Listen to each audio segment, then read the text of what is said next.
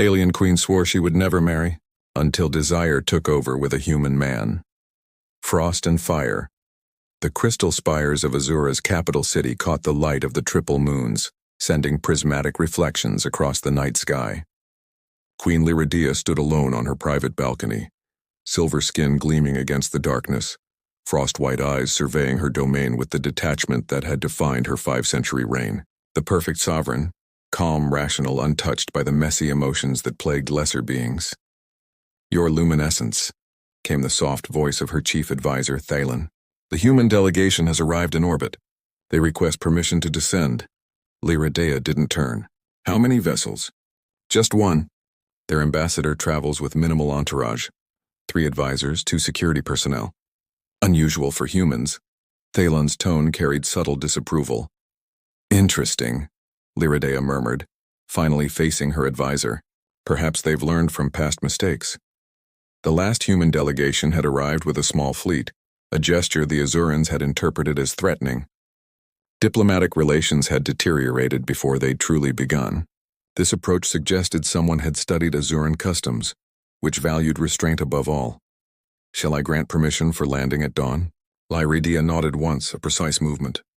"Prepare the moonlight chamber. I will receive them personally." Thalen's brow crystals flickered with surprise. "Personally? But the Council traditionally. The Coalition offers protection from the Vex expansion. If humans represent our best chance of alliance, I will assess their representative myself." Her tone left no room for discussion. When dawn broke, sending rainbow light through the crystal architecture of the palace, Lyridia sat motionless on her throne. The moonlight chamber, named for how it captured and amplified lunar energies, had been designed to impress and subtly intimidate. The Queen had dismissed her usual telepathic chorus, preferring to rely on her own judgment uninfluenced by courtiers. The chamber doors slid open, and the human delegation entered. Lyridia had reviewed their profiles but found herself studying their leader with unexpected interest. Ambassador Marcus Reed moved differently from his companions, with measured steps that respected the sacred space rather than gawking at its beauty.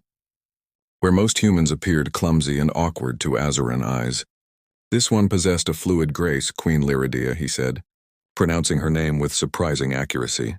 "I bring greetings from Earth and the coalition of allied worlds." He offered the traditional Azuran greeting, right palm extended, fingers spread to symbolize openness of mind. She inclined her head slightly. "Ambassador Reed, Azura acknowledges your presence." "Thank you for receiving us personally," he continued. "We understand it's uncommon." Something in his warm brown eyes caught her attention. Intelligence, certainly, but also something rarer among diplomatic visitors. Genuine curiosity about her world, not just its strategic value. "Uncommon times call for direct communication," she replied. "The Vex incursion into the Lyra sector concerns us all." The formal introductions proceeded, but Lyridia found her attention repeatedly drawn to the ambassador. Unlike most off-worlders who found Azurans intimidating, he met her gaze directly. When he spoke of mutual protection, his voice carried conviction rather than political calculation.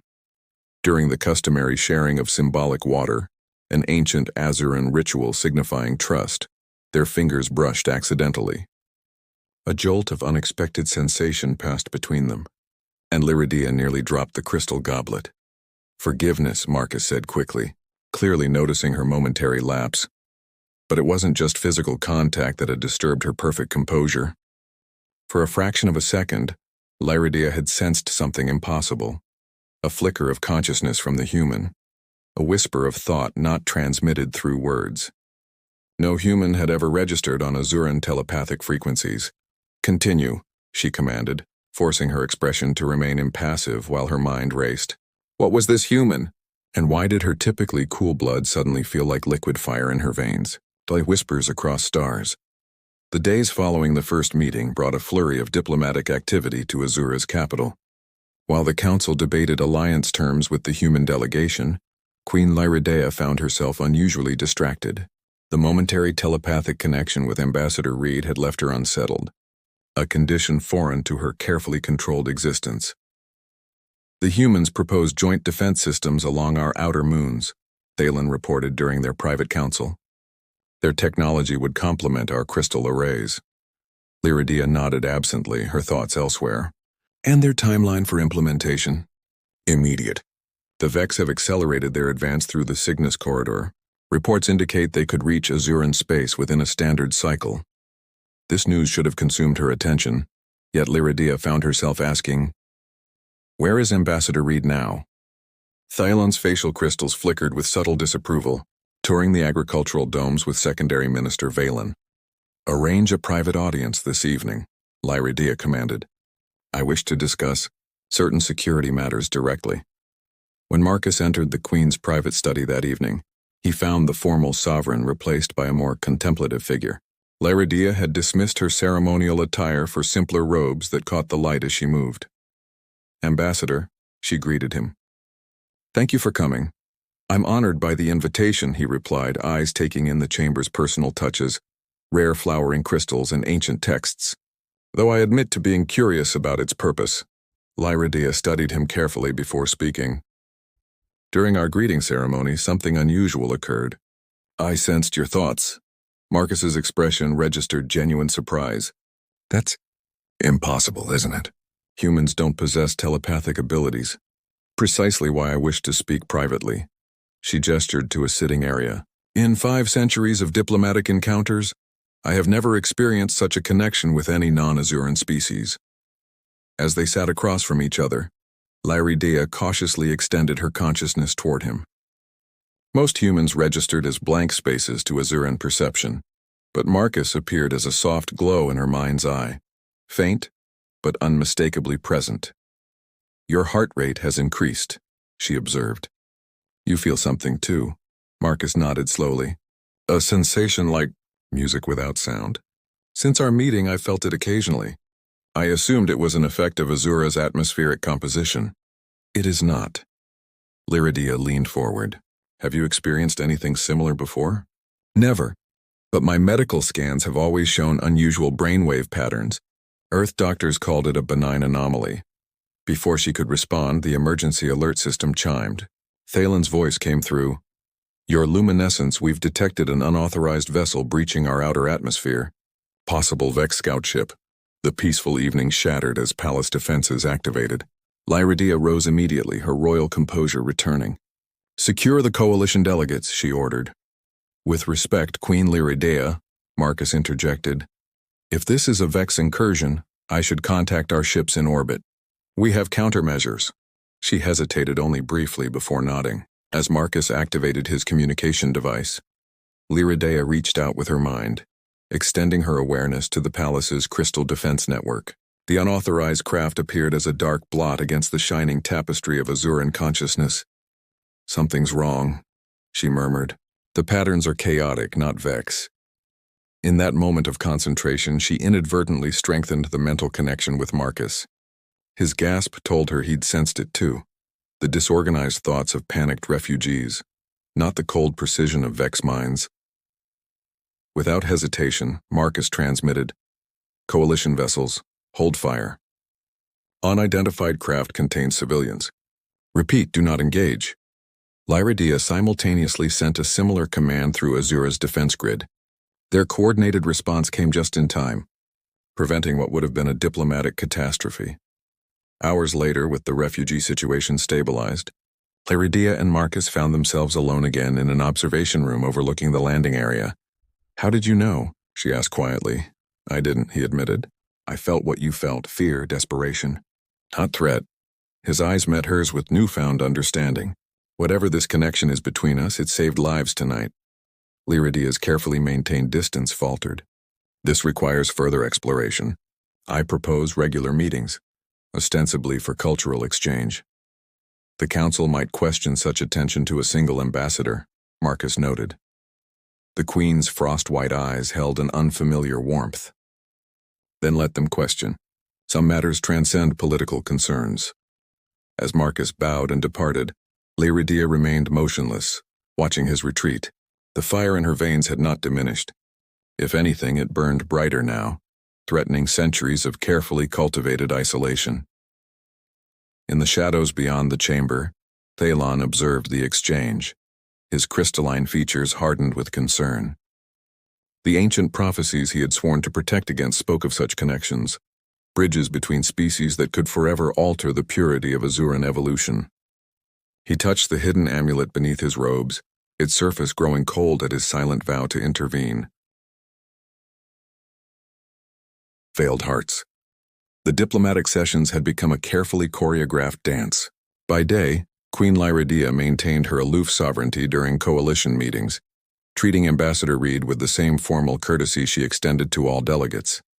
By night, they met in her private gardens, ostensibly discussing cultural exchange programs while actually exploring their unprecedented mental connection. Focus on the central crystal, Lyridia instructed, standing beside Marcus beneath the garden's ancient formation, a massive crystal spire that had grown naturally over millennia. Our ancestors believed it amplifies thought. Marcus closed his eyes, his expression revealing the effort of concentration. After weeks of practice, he had progressed from sensing vague impressions to distinguishing clearer thoughts, though the ability remained unpredictable. "I sense concern," he said finally. "You're worried about something beyond the Vex threat." Lyridia's silver skin shimmered in the moonlight as she nodded. "The Council grows suspicious of our meetings. Thalen particularly. Would it help to include others? Make our sessions less exclusive?" "No." The word came swiftly, surprising them both with its intensity. Lyridia turned away, composing herself. "What we explore here is unprecedented. Until we understand it fully." The warning system's distant wail interrupted her. The garden's crystal formations pulsed red, signaling immediate danger. "The palace defense grid has been compromised," Lyridia said, suddenly alert. She reached for her communication pendant, but it remained silent. "Communications are down." Marcus activated his coalition device, finding it similarly disabled. "Coordinated attack. We should return to—" The explosion rocked the garden's eastern entrance. Crystalline fragments rained down as masked figures emerged through the smoke. Their armor bore no insignia, but the weapons in their hands were unmistakably lethal. "Protect the queen," palace guards shouted, rushing into the garden only to be cut down by precision fire. "This way," Lyridia commanded, grasping Marcus's arm and pulling him toward a hidden passage beneath a waterfall of liquid crystal. As they fled deeper into the palace's ancient core, the sounds of conflict faded behind them. The passage narrowed, forcing them close together through twisting tunnels illuminated only by the natural phosphorescence of crystal veins. When they finally emerged, they stood in a cathedral-like cavern beneath the palace, a forgotten sanctuary. "The ancient heart," Lyridia explained breathlessly. "Few remember its existence. We should be safe temporarily." Marcus examined their surroundings with wonder. The massive chamber was supported by living crystal columns that pulsed with gentle light. At its center stood a perfectly clear pool, its surface unnaturally still. "What is this place?" "Where Azuran royalty once performed sacred rituals before our society embraced pure rationality." Lyridia approached the pool. "It remains connected to the planet's core consciousness, but isolated from the main telepathic network. We cannot be tracked here." As the immediate danger passed, Marcus noticed blood on the queen's arm. "You're injured." "A minor wound," she dismissed, though her usually perfect posture had faltered. "Let me help," he insisted, tearing a strip from his uniform to bind the injury. Their close proximity in the chamber's intimate light made something shift between them. Without the formality of their usual meetings or the pressure of diplomatic observation, Lyridia seemed suddenly vulnerable. Not just a queen, but a person. "Who would target both of us?" Marcus asked softly as he finished tending her wound. "Those who fear change," she replied, her voice equally quiet. "There are factions who believe Azura should remain isolated. Our connection threatens them." "Our connection," he repeated. "Is that what we're calling it?" Her frost-white eyes met his. "What would you call it?" Instead of answering with words, Marcus cautiously reached for her hand. The mental link between them flared instantly, stronger than ever before in this ancient place of power. Emotions flowed freely, his admiration, her curiosity, and underneath something deeper neither had acknowledged. "I never expected this," Lyridia whispered, the perfect composure of centuries crumbling. "In 500 years I have never permitted myself—" The ground shook slightly, interrupting her confession as dust fell from the cavern's ceiling. "They're searching the lower levels," Marcus realized. We can't stay here. Lyridia moved to a far wall, pressing her palm against a specific formation. A hidden doorway appeared, revealing a narrow tunnel. This leads to the crystal forest beyond the city. We can seek sanctuary with the ancient keepers. They operate outside royal authority. As they prepared to depart, Marcus hesitated. Whatever happens, I need you to know that what's growing between us isn't just diplomatic convenience or scientific curiosity. For me, it's become much more. In answer, Lyridia did something unprecedented for an Azuran queen. She stepped forward and pressed her silver lips to his, a human gesture she had observed but never experienced. The telepathic connection exploded between them, barriers crumbling as centuries of emotional restraint shattered in an instant of perfect understanding. When they parted, her eyes held new determination. Then let us survive this, Ambassador Reed, so we may discover exactly what much more might become. Together they entered the tunnel, leaving behind the sanctuary, just as distant footsteps echoed in the chamber behind them. Above in the palace, Thalon stood over the communications array he had personally disabled, the ancient amulet glowing against his chest as he murmured, "Forgive me, my queen, but some bonds must never be formed." Fractured light 7 days in the crystal forest had changed Lyridia in ways 5 centuries of rulership had not.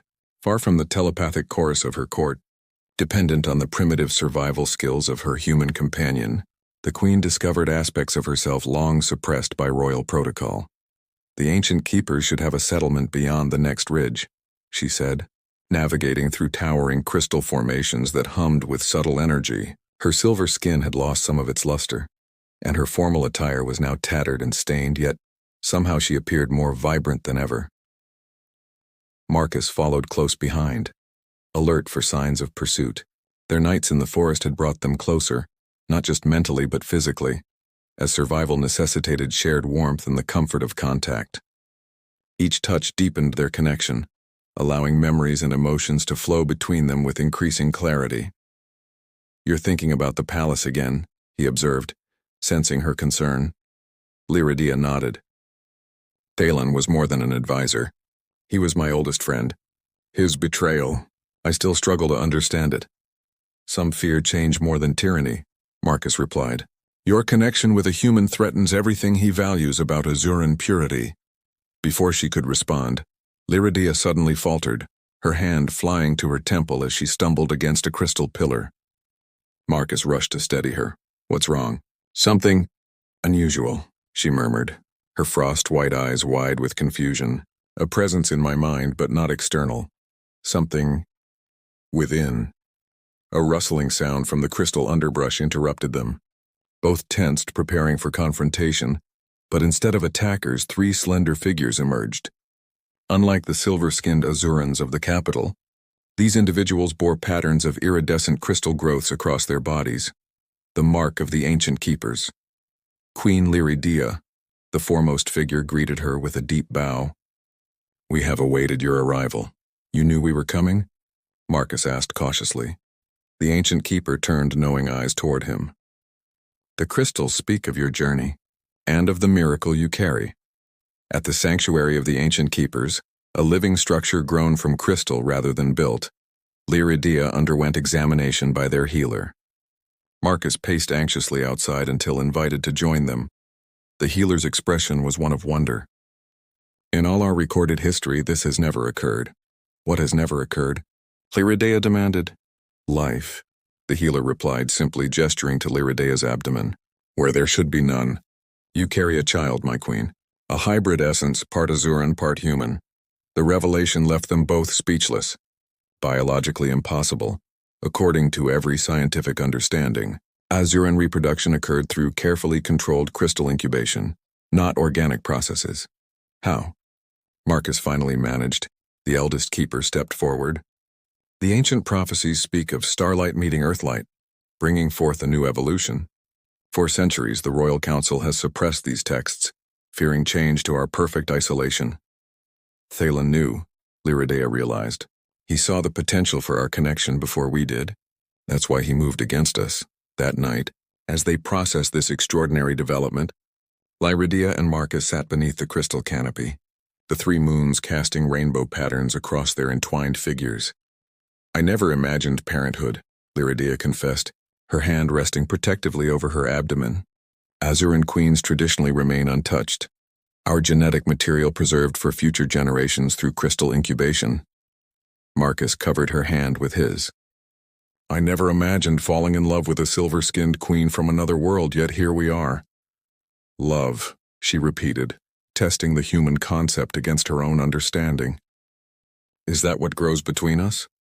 His response was to draw her closer, their foreheads touching as their mental connection bloomed.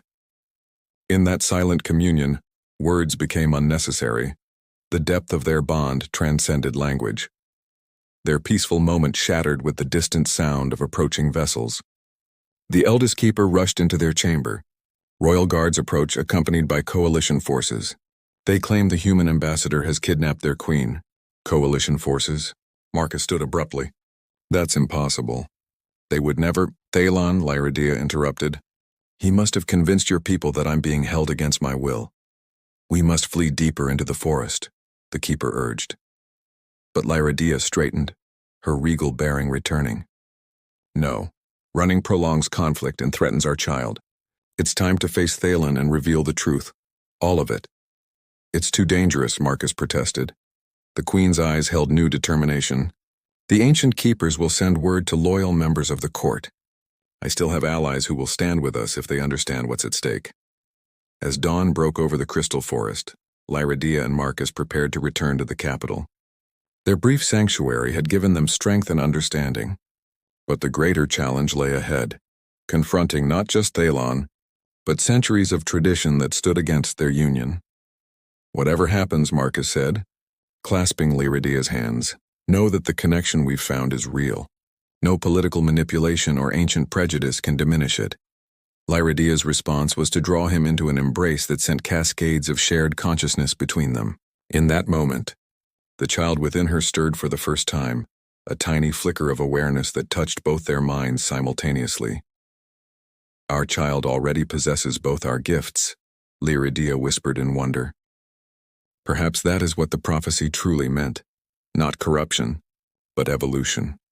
As they emerged from the forest to face the approaching forces, Lyridea stood tall, one hand intertwined with Marcus's, the other resting protectively over their impossible child, living proof that boundaries between worlds were meant to be crossed. Jewel suns rising. The great crystal hall of Azura had never held such tension. On one side stood Thalon, surrounded by conservative council members and confused coalition representatives. On the other, Queen Lyridea and Ambassador Marcus Reed, flanked by ancient keepers and loyal palace guards who had responded to their secret summons. The Queen returns willingly, announced the captain of the Royal Guard, his loyalty to Lyridea outweighing Thalon's attempted coup. Thalon stepped forward, the ancient amulet prominently displayed on his chest. Queen Lyridea, we feared for your safety. The human's influence was never coercion, Lyridea interrupted, her voice carrying the full authority of her 5-century rule. I went willingly, Thalon. Just as I returned willingly. The hall erupted in murmurs. Thalon's expression hardened. Then the corruption has progressed further than we feared. The prophecy warns. The prophecy you have misinterpreted for centuries, countered the eldest keeper, moving to Lyridea's side.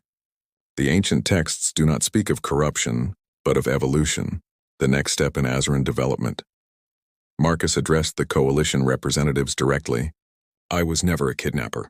Queen Lyridea and I fled an assassination attempt orchestrated by those who fear change. Lies, Thalon hissed. The human seeks to manipulate our queen for coalition advantage. The mental connection he's fostered is unnatural, a violation of our biological sovereignty. Lyridea raised her hand, silencing the hall. If my advisor speaks of violations, let us examine his own actions. She turned to the assembled court. Thalon disabled our defense systems. Thalon ordered armed forces against his queen. And Thalon has hidden the true prophecy for centuries, sharing only the portions that served his vision of Azuran isolation. The eldest keeper stepped forward, unrolling an ancient crystal scroll. The complete text, when starlight meets earthlight, silver and soil shall blend. From their union springs neither corruption nor purity, but transcendence, a bridge between worlds that once stood apart. Throughout this confrontation, Lyridia had maintained physical contact with Marcus, their mental connection flowing freely. Now she stepped forward alone, addressing her people directly. For 5 centuries I have served Azura as your queen, upholding traditions that preserved our way of life. But preservation without growth leads to stagnation. Her voice softened. I stand before you changed, not diminished, but expanded. With deliberate movements, Lyridia removed her outer robe, revealing the subtle but unmistakable changes to her form. Gasps echoed through the hall. I carry a child, an impossibility made possible through connection with Ambassador Reed, a child who possesses both Azuran telepathy and human adaptability. Thalon lunged forward. This abomination cannot be allowed to... His words cut off as the ancient amulet around his neck suddenly shattered, its fragments falling harmlessly to the floor. Throughout the hall, the crystal architecture began to pulse with light, responding to something no one could yet see. The child. Lyridia gasped as a wave of pure telepathic energy emanated from within her, touching every Azuran mind in the hall. Not just emotions or thoughts, but visions, glimpses of possible futures where humans and Azurans created something greater than either could achieve alone. Marcus moved to Lyridia's side as she steadied herself. What's happening? Our child, she whispered in wonder. It's connecting with the planet's consciousness, something only the most powerful Azuran royals could ever achieve, and it's sharing that connection with everyone. The coalition representatives experienced it too, faint but undeniable impressions of unity and potential. One by one, they lowered the weapons Thalon had convinced them to raise. In the center of the hall, Thalon fell to his knees, tears streaming down his crystalline features. I only wanted to protect our people, he whispered. To preserve what made us unique. Lyridia approached her oldest advisor, her expression compassionate despite his betrayal. Nothing truly unique is lost through connection, Thalon. It is only enhanced. As the telepathic wave subsided, the mood in the hall had transformed. Where fear and suspicion had reigned, curiosity and cautious hope now flourished. Marcus addressed both Azurans and humans. What we've discovered, this connection between our species, isn't about one world conquering or changing another. It's about building something new together. In the days that followed, a new accord was drafted. The Azuran Coalition Alliance would be the first of its kind, not based merely on mutual defense or resource exchange, but on the possibility of genuine integration between telepathic and non-telepathic species. The ancient keepers were brought from the forests into the capital, their wisdom no longer relegated to the margins of Azuran society. Thalon, stripped of authority but spared punishment, retreated to their sanctuary to study the prophecies he had misunderstood for so long. 6 months later, on a crystal platform beneath the triple moons, Queen Lyridia and Ambassador, now consort, Marcus Reed welcomed their daughter into the world. Unlike pure Azurans, the child's skin held both silver luminescence and warmer human tones. Her eyes, when they opened, were neither frost-white nor earth-brown, but a swirling combination that shifted with her moods. They named her Astra, Star Child, the first of a new generation that belonged fully to 2 worlds. As Lyridia held their daughter with Marcus's arm around them both, she felt the planet's consciousness respond to the new presence, not with rejection, but with welcome. Throughout the capital, the crystal architecture pulsed in harmony with the child's first telepathic explorations. She'll never be entirely Azuran or entirely human, Marcus observed, sensing his daughter's unique mental signature. Lyridia smiled. No, she'll be something better, a bridge between stars and Earth. She looked up at the night sky where coalition ships and Azuran vessels now patrolled together against the distant Vex threat. Perhaps that's what both our kinds have been waiting for all along. As if in agreement, all 3 moons aligned perfectly overhead, bathing the new family in light that fractured through the crystal city into countless rainbow patterns. Not a single unified beam, but a spectrum of possibilities, each beautiful in its unique hue yet part of the same essential light.